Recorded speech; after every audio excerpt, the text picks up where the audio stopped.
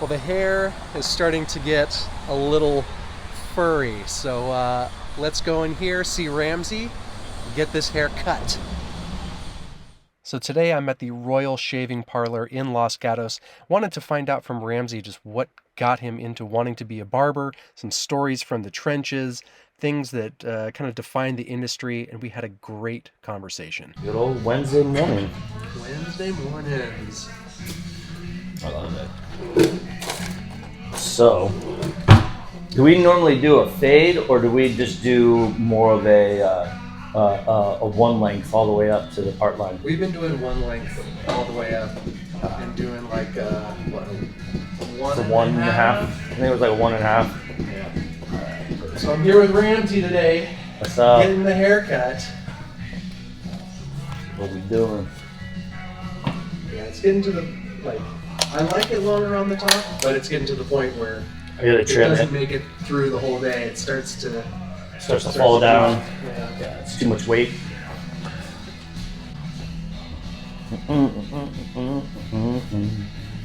Liquid lunch, liquid breakfast. Yeah, beer and haircuts. Go hand in hand, like peanut butter and jelly. So how did you decide just to be a barber?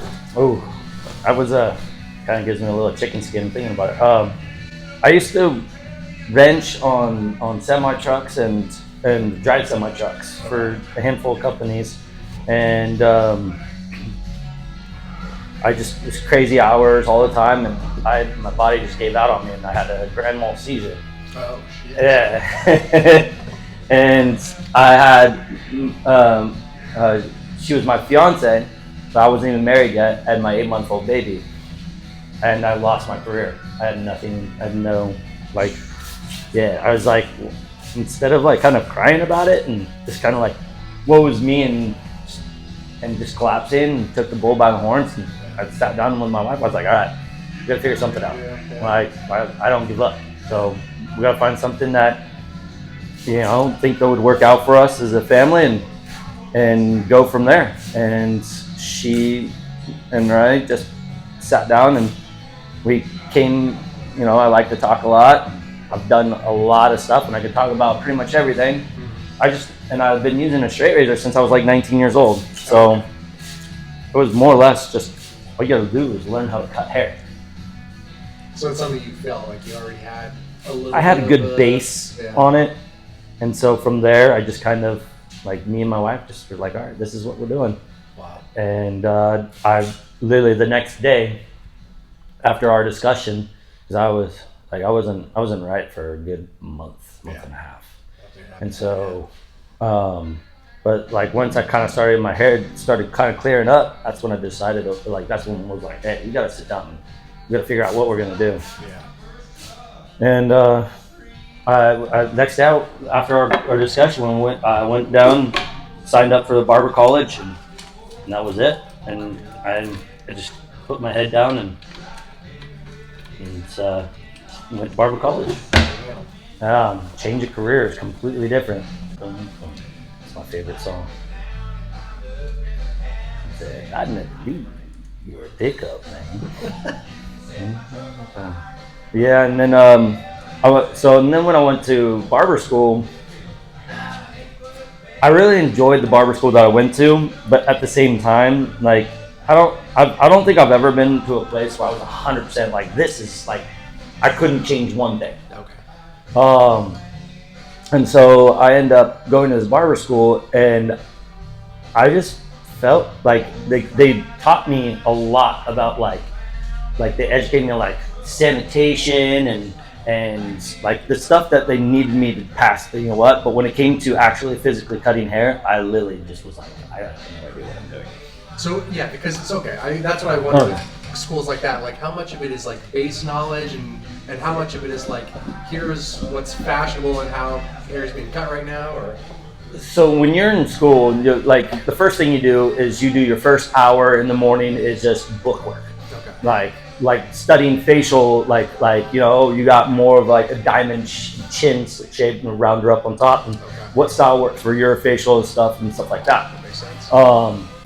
You'd go out and set up your stuff and just get all the walk-ins that come in, and you're like, and since you're a barber college, it's like we don't get any money. The only money we ever get is like tips, and it's like, you know, it's like $2 here, $2 there, and I was like, and I always felt like that, like my tip was actually letting me cut your hair because it was just education. Sure. It's like something I was never going to get. Right.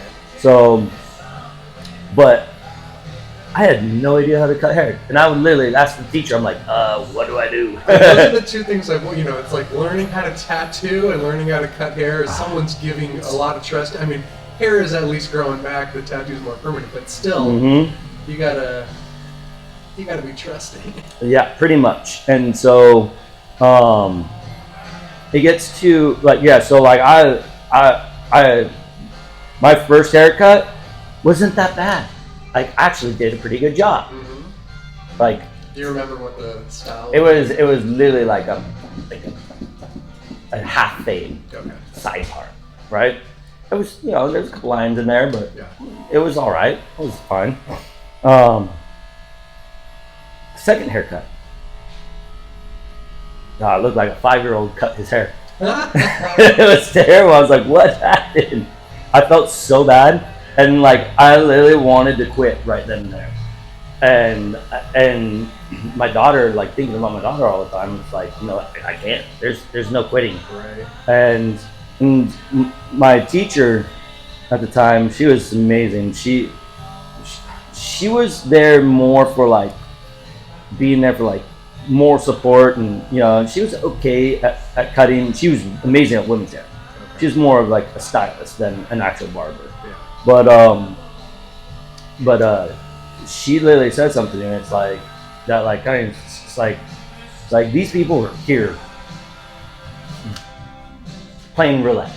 They might get a good haircut, they might not, but that's the reason why it's so cheap. It was like you couldn't even go to like a chop shop and you'd come out with more money in this barber college than you would with chop shop. So and she's like, dude, they know what they're getting into. So have fun, cut their hair. You screw up, that's a learning thing. Just try not to do it again. And I'm like, okay. And so I would ask all the barber school teachers, they're like, hey, how do I do this? How do I do that? And you're like, oh yeah, you do this. And I'm like, I felt like I wasn't really learning. And so me being like a perfectionist and I want to be the best of everything that I do, I literally started going and traveling all over. Like on my days off, I would literally, on a weekend, I went to Connecticut and saw a master barber over there and took weekend classes, and it was not cheap. It was really expensive. And it got to the point where like I was like, okay, I learned for 8 hours for 2 days straight. Yeah. And I come back and I wouldn't care like if I messed someone up or not, because they're basically getting the haircut for free. Right. But you were spending the extra time and money to actually it was expensive. Like, so like I had to pay for the barber college, but then after the barber college, I had to fund all my travel time, my hotel time, how much the classes cost, and they were not cheap. They were expensive. But I'd come back, and all day long, I would just be like practicing. I'm like, oh, this is the perfect haircut. I'm like, I got you. And I would take what I learned from that weekend and just go drill it over and over and over. I was the worst barber when I first started. I was terrible. No one wanted to get my haircut. So all the regular guys that were like, oh yeah, I'm not going to Ramsey. No, I'm not going to him. I'd get all like the random walk-ins. I'm like, I guess I'll go to him. And I went from being the worst to being the best barber leaving that school. Like my scissor game was better, and I would literally sit down and I would practice. I would literally go down and I'd be like, if I'm not cutting hair, I would just sit there and just practice on my scissor style so that your bottom blade doesn't you up. Yeah, so you don't want to move your still hand, and all you want to move is your thumb, right? And so when you're doing scissor over comb, you're coming over and just boom, right? And you just stay by the spine of the comb, and you get better, like a softer blend instead of doing just straight clipper over comb all the time. And one of the master barbers that I used, that I never do clipper over comb. do scissor over comb. What's the difference in how? Is it a difference in the texture? So yeah, so like scissor, like clipper over comb I showed you was like doing that. Clipper over comb, you just take the hair and you just the hair's gone. Right. The hair's gone. This one kind of gives you a little bit of almost like using your blenders almost, right? So your blenders. So you take down the bulk with your other ones and you come in and you just go back over with your blenders. So you get like 50% hair, and then when you with the scissors be almost like 100% hair, but you're not sitting there. You're literally taking the comb and you're literally going up with it. Okay. And so you literally, the hands, you know what, go simultaneously. So the hands are not, they're moving up, but your top fingers are moving. Exactly. So then I started doing that and I got really good at it and started practicing on other people and yeah, and by the time I left, they all used to call me Google. Because I mean, like, it wasn't a game for me. It was like, you know, there's some people that were like hungry and, you know, but there was a bunch of kids there that were just all about, oh, here comes someone, they run to the back so they don't have to cut hair. They're like, they don't deserve this. Like I'm worth way more than that. And just kind of like, not like, dude, that's education. Like, that's not a cut that you're not used to. This guy came in with all scissor cut. I mean, I don't see any of you guys using your scissors. You guys are all about clippers. It's like, work on something you're not good at. And that was the one thing I got really good at doing, like bald fades and hard parts and stuff like that. And it's like I was trying to get more variety because I was like, okay, anytime there was like an all scissor cut, it's like, hey, I want a gentleman's cut, all scissor cut. I'm like, get in my chair. Yeah. And like, are you good at it? No. But now you'd say you are. Yeah. Right? Yeah. My bread and butter is like my scissor game. You know, I'm really good at doing bald fades and stuff like that because I've done so many, but it got to a point where like I just was doing it over and over, and like I needed some variety. And I wanted to get I knew being out in the field that you're not going to get the same haircut over and over. Right. And so I wanted to get comfortable at all haircuts. Yeah. And so still to this day, me and the owner, we go. He's like, hey, Ramsey, I got a class coming up. You want to do? Yep. Clear my schedule. Yeah. And so I like, me and the owner, like, we're best friends because it's like we both look out for each other, like, you know, like he's out always trying to better my game, which I appreciate. Yeah. And I'm always trying to make sure that the shop's successful, right? And so if the shop's successful, I'm gonna be successful. And I think a lot of people need to start learning that concept. Mm-hmm. Like, oh, yep, well, no, I don't do that haircut work. No, I need that break. You know, like, you already had 4 breaks. What do you need another break for? Like, just cut hair, make some money. Right. But like, they're only willing to go out for themselves. They don't really think, hey man, he needs help. Like I want to take this day off just because for the heck of it or something like that. Or like, I'm not really doing anything this day and this is a normal day off. Like I know that 2 barbers are out. Like, go in and try to get a couple of walk-ins and help out. Yeah, help out the shop. So how did you meet the owner and how did you decide to set up shop? So I worked with this girl and she I've been with her for a while now, and she left the shop that we were working at, and I was ready to move. And I was kind of like looking around, and she kept on pinging me on my phone, like, "Hey, you gotta come here. It's awesome. You gotta, like, they're awesome." Like, so I was like, "All right, I will. I'll come. I'll have fun, and I'll go check out, like, talk to them, have an interview." So I came in and had an interview. I literally was here for about 2 hours, and it literally probably out of that 2 hours, maybe 5-10 minutes was actually talking about barbering and stuff like that. We literally hit it off. I was like, okay, dude, yeah, I'm so down.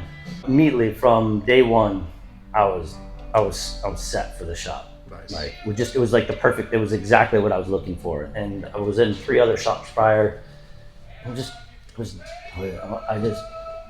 Every time I lived within a month, I was like, I need to get out of here. You know, but I knew that I couldn't move. Like, if you move a lot as a barber, it's death to the barber. Sure. Because now everyone's like following you. It's like by the 3rd time, you're like, dude, I'm sick and tired of trying to find you and where you're at, and you lose your your clientele. Sure. And then I came here, and if I don't go off on my own, then I'm gonna retire here. That's how much I love the shop. I love the area. I love who I work with. Just it's almost like a family. Yeah. So Nice. That is a good vibe. that's all you ask for, right? This is the first job in my entire life that I actually enjoy going. I wake up, I'm like, yeah. Well, that's, I mean, yeah, 'cause doing real estate for me, it's like being able to choose who you get to work with, and you get to choose whose hair you want to cut, and it's like I've avoided situations where I knew it wasn't going to be a good vibe, and if you, like, from the company and the office that you're in to the people you get to work with, it's the difference between a lot of times hating your job and enjoying it. Right. So if you found a shop you like and you like your clientele, it's huge. Have you ever had someone who you're like, don't come back, I can't cut your hair? Yeah. There's been a couple. I had this one guy. And I mean, being Irish, we'll stick with something messed up forever. Sure. We don't know how to quit. But I got really busy, and this guy I had it like he was like the biggest pompous person ever. I hated cutting his hair. It wasn't a hard haircut. It was just he'd come in and he'd be like, "All right, you know what to do." And then go on his phone, and then like he'd get a phone call, and he'd be like, "Hold on," and then literally be like, "Oh, talk for like 10 minutes." I'm like, dude, this is like, do you realize? So I think one like this. He did this like 6 times in a row and be on the phone for 10, 15 minutes. I'm like, I only got 30-minute blocks, right? And I gotta cut someone else, right? Them, yeah. So I end up, I was not trying to be rude or anything, just cutting his hair, and I'm giving him the whole 30 minutes. He wants to take time out of that 30 minutes to be on the phone. That's fine. That's all right. 30 minutes was up, and I said, okay. I unbuttoned him, cleaned the back of his neck, and I said, have a good day. He's like, you're not finished with my hair. And I go, the time's up. And he goes, well, my haircut's not done. I'm like, well, I stood here for 15 minutes, and I do have 15 minutes worth of work done to your hair, so like that I need to do, but my time is up. The haircut's free. You're just paying for my time. Well, my time is up. Like, your time's up, and I gotta cut my next client. He was so angry with me, and I felt bad. And I'm not one to like do controversy, but like once I make up my mind, I'm like, get out of my chair. Sure. Like, this is the most disrespectful thing to a barber is like the lady like, I understand if like you have it's emergency, I'll let it pass like once or twice, you know. Like my daughter is a diabetic, and there's times where I'm like, hey man, I got it. Like, my wife did the double call, right. Like hang up and call back again. There's like, that's like universal language of pick up your phone. Right. But like where it's just talking about poker with your buddies, it was the most disrespectful thing I've ever had in my entire life. I was just like, so I gave him his time. I was really nice, and I was just like, all right, man, have a good day. We're done. You got other people, and then it's like a snowball effect. It's like, if you're late and I take you, I have to find a way to cheat someone else out of their time. Right. Well, yeah, when you have back-to-back, Mm-hmm. and I've been in the same boat where someone disrespects your time. And it's one thing, you understand things come up, but like I've seen some people that are just perpetually the same thing over and over. Disrespecting your time. You're like, all right, this is not a good situation. Yeah. But I guess, nature of the beast. But then the beauty of being able to choose your clients who you're working with. So. Yeah. So you get to the point where it's like you can't be picky when you're first starting out. Sure. But once you get established, it's actually pretty easy to, like, without being really rude, picking your clientele. A lot of those impatient people that are rude, and you know what,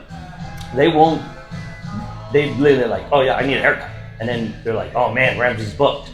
And they like, I just need a haircut. And they'll go to someone else. And they're like, oh man, I'm sorry you're booked. Yeah, man, it's okay. And then you're like looking at the other barber and you're like, man, I'm so sorry, bro. But yeah. So, but I had him for a good 2 years, and then finally he went to another barber because he couldn't book with me because I was so busy. And he went to another person, and then didn't like the haircut. Was extremely rude to the barber, and he's literally coming over to me asking me how I do his hair to tell another barber, and it's like, that's not my job. Like, I'm sorry, I have to like cut hair too. I can't take it out and do a whole consultation for you for another barber. Like she can literally listen like perfectly fine. And he just, no, you have to tell her. And I'm like, all right, let me finish my haircut. Well, how much more do you got? 30 minutes.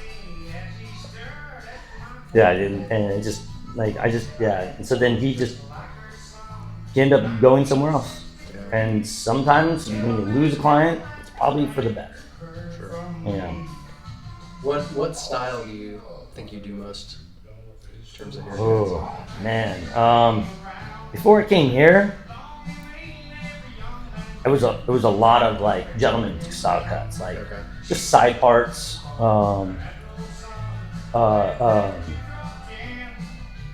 like, you know, the variations of side parts, like bald fades or shadow fades or like long shadow fades, just kind of, you know. But I think now I do so many different.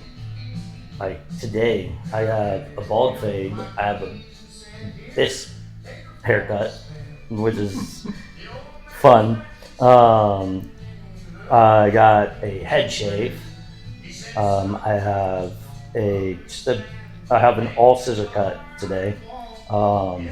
Just a gentleman's cut side part, and yeah. So I mean, it varies. It varies. I have a beard trim. I do a lot of beard trims. A lot of my beard guys are upset that I shaved my beard off, but I'm not the one that's kissing that dinner tonight, right? How often do styles change? Because like I mean I've had this haircut for quite a while and I see it a fair amount, but I'm like, when do you start to see the trends change, and how are you finding out about it? Are you finding out about it because you're looking it up, or people are coming in asking for something and you're like, oh, that's new? People are asking haircuts, like, hey, I want this. And you know, as long as you're like in like the social media game, which I'm not a big social media fan, but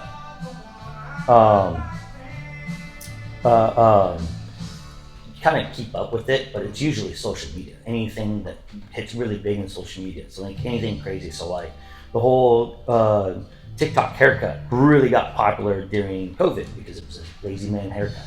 You literally wake up and it's just all over the place, and you just pull your hair back, shuffle it, and go like this, and your hair's done. And you're wearing pajamas and all that stuff. And so it really changes a lot. Like another thing that was really big was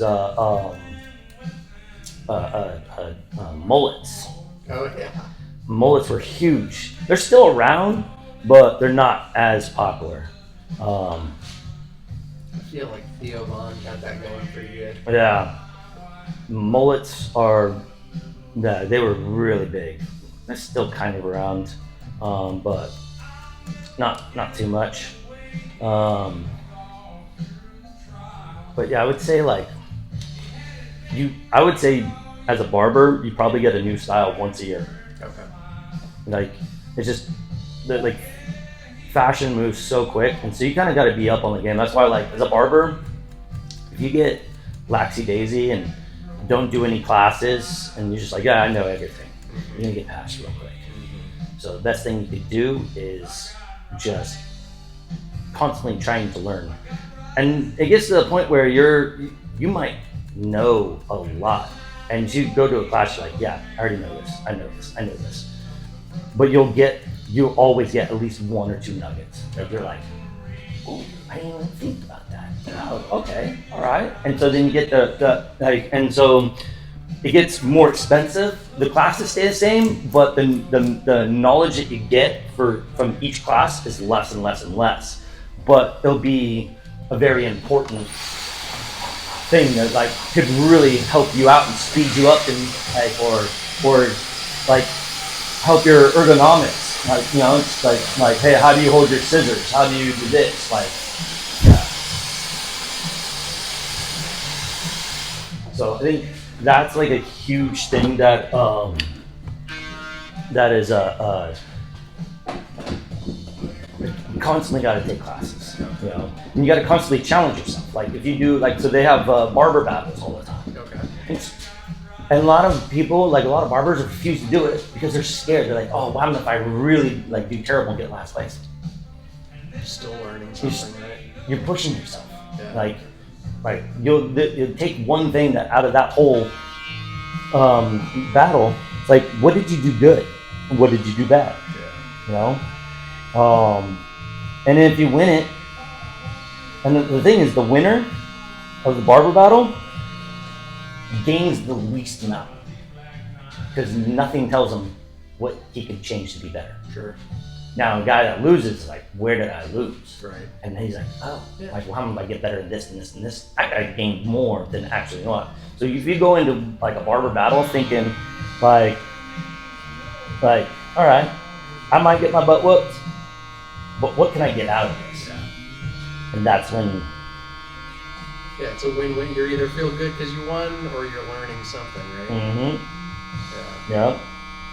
And when people come in for a different style, like, are they showing, here's something I saw on Instagram? Because the times that I've changed my style, you usually see like, okay, here's an actor or someone who's doing something, and you're like, oh, how about this? And then sometimes the barber's like, see how their hair does this, like you don't have, your hair is thicker or finer, or like this is not going to work for you. Like, so when they usually show pictures, their hairstyle is completely different. right. And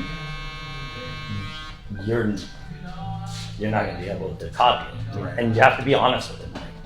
I can get somewhere close to that style, but it's going to be a variation of that style because your hair is not going to do exactly what that person does. Right. Very rare is like, oh yeah, you got the same hair type as that person. Okay, let's do it. Right? And then I can copy it. If they had the same hair type, I can literally copy it. But it's not that often because a lot of people tend to want to get something they don't have. Like they can't get.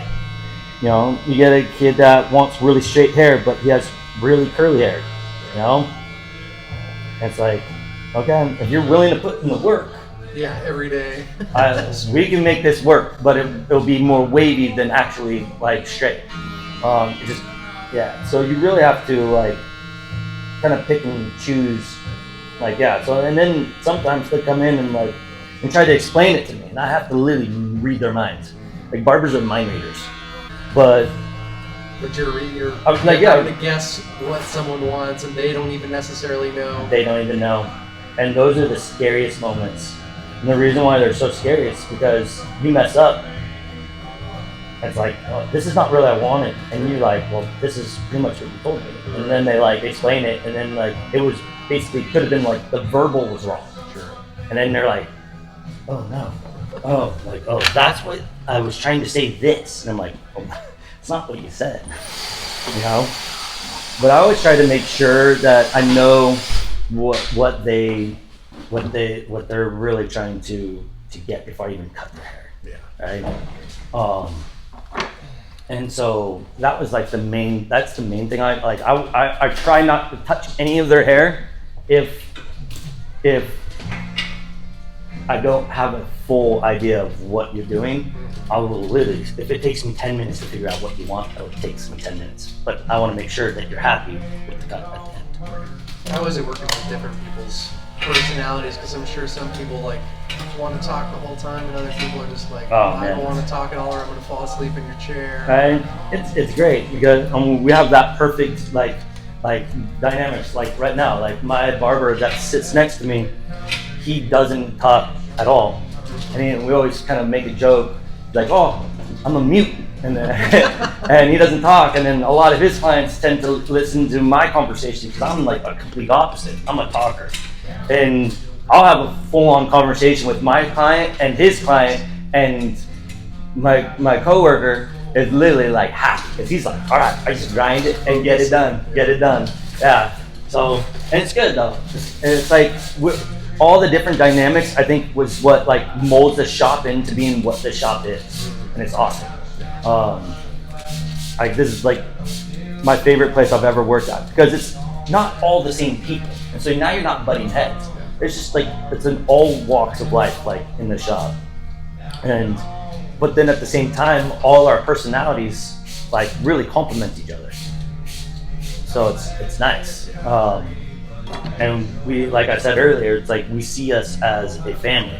And it's like we celebrate the birthdays on everyone's birthdays, and like we surprise each other, and it's like this is the first time I ever working at a place where it's like we're not going to work. We're going to go have some fun. You know, it's like kind of like golfing with the buddies. We have different personalities and stuff like that, but we just mesh so good. It's one of my favorite things about working here. I mean, I'm sure that's good just from the overall shop business aspect. Because you have a connection with your barber, and some people connect with some people and other people with others. Exactly. So like you get some guys that like literally just want to sit down and close their eyes and get their hair cut, and like they don't want to talk. And then there's some people that like really they just want to tell you about their whole life story. Like, man, I'm going through this, and you get your positive guys and you get your negative guys where they really need someone to sit down and talk to. They're literally getting their hair done, not to get their hair done. It's just for someone to listen to the problems. So you have to be a mind reader and a therapist? We are one of the cheapest therapists. I would say we're cheaper than bartenders too. There's, most of that tap gets up there, it gets a little expensive. But yeah, no. And we're not even just that, we're like your friends. We're like generational friends. Look at like how many people are like, oh man, I can't go to another barber. I've been going to this barber since I was 5 years old. It's literally, they're part of the family. There's like me and a couple other barbers. Literally, we go to people's houses and they treat us like their family. Oh, let me feed you some food. Let me take care of you. And it's like they literally want the best for you. And it's like, but you got to realize you're taking care of their kids. You're taking care of them. You like literally seen them for your whole entire life. And so, being a barber, we're not just the person that cuts your hair. Yeah. We're a lifelong fan. Top of the morning, Andy. Good morning. NUM. What's an average day for you, time-wise? So I tend to work from 10 in the morning to 7 at night. So, and I'm usually blocked out for every 30 minutes. And then with 2 breaks. So I'm usually like right around 16 cuts a day. And you get your 2 breaks, and sometimes you get a really hard haircut, and there's nothing you can do about it. And you just run into your breaks, and those breaks are your saviors sometimes. And so sometimes I won't leave this from 10 in the morning to 7 at night. But another cool thing is you get connections. Like I go to some of my clients, their football games, their high school football games, or I'll go to their little league baseball games, and I'll show up and they're like, oh, look at this, my barber, and they get so excited. And the parents get so excited. Oh, look, my barber came out to see me play. And it's like, dude, I try to make time for my clients. They got some special thing going on and stuff like that. Because realistically, we're one of their most important people. It's like people have their priests, people have their psychiatrists. Hey, Paulo, and people have their barbers. Oh yeah. But yeah, so. It's so it's fun, but it's like, dude, they get so excited seeing their barber coming to their extracurricular activities. Like, oh my God, dude, my barber's here! They get so pumped, and they think I'm joking. I'm like, oh, when's your next game? I'm like, I literally will block off my schedule if I have to go to one, at least one game. One of my clients, he's just turned 5, and he's sitting in my chair, and he loves Legos, but he's really into Darth Vader. Okay. All right, so I got him some Darth Vader Legos, and so he just turned 5, so I gave it to his parents, and every time he comes walking by the shop, he wants to come in, and they think that he wants candy. No, he wants to come in and give me a hug. I'm like, hey, what up, dude? Yeah. That's awesome. So, I like that look right there. And spin you around real quick. Go and look at that.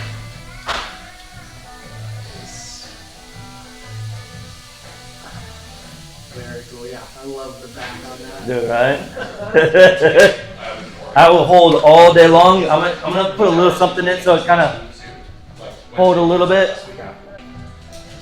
Just because I know this needs to hold all day, man. You got some plans tonight. That's right. Wish I could go. It's my daughter's birthday today. Oh, man. Yeah. Congrats to her. Yeah, she just turned 5. So, got to hang out with her today. Right? Yeah. It's good. Until next time. Cheers. Let me clean up the back here and there. God, this is one of my favorite Doors songs.